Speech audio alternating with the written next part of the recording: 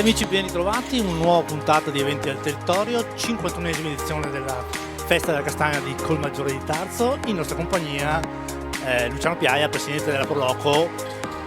Ben ritrovato Luciano, dal 30 settembre al 15 ottobre, quindi ci ritroviamo qui a Colmaggiore per festeggiare la signora Castagna.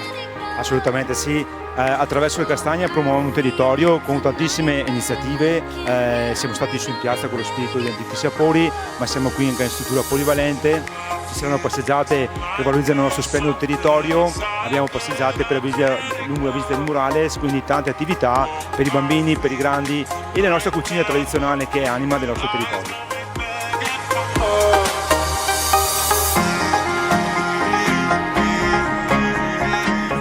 Dicevi poc'anzi a telecamere spente, sempre un doveroso ringraziamento anche se ripetuto, ma a questi tantissimi volontari che ci danno una mano e che ci aiutano a promuovere il nostro territorio.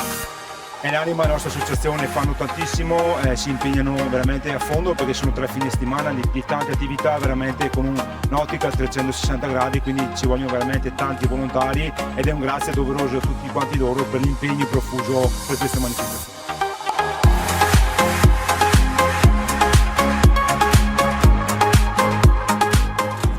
Adesso ti lasciamo i tuoi impegni perché sappiamo che sei impegnato a coordinare il tutto, però non prima di aver dato un invito a tutti i telespettatori a venire il prossimo weekend qui a Colmaggiore di Tarzo per la Festa della Castagna, ma anche nei prossimi avvenimenti della Proloco. Assolutamente, siamo poi qui in auditorium martedì 10 con bellissimo convegno sul bosco insieme all'Associazione Patrimonio UNESCO, siamo il 18 mercoledì in azienda Capiadera e raccontiamo, valorizziamo anche le aziende a casa loro, perciò tantissime attività e vi aspettiamo anche per il Natale, perché tra il Natale, tra il concerto di Natale e poi i panini ci saranno tante iniziative.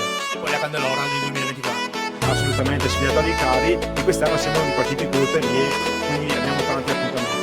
Noi ti ringraziamo, ti diamo veramente un grazie enorme per come ci avete accolto anche questa volta qui con i tuoi volontari e diamo appuntamento a tutti i telespettatori a venirci qui a Colmaggiore a mangiare un bel piatto di Castagna. Vi aspetto.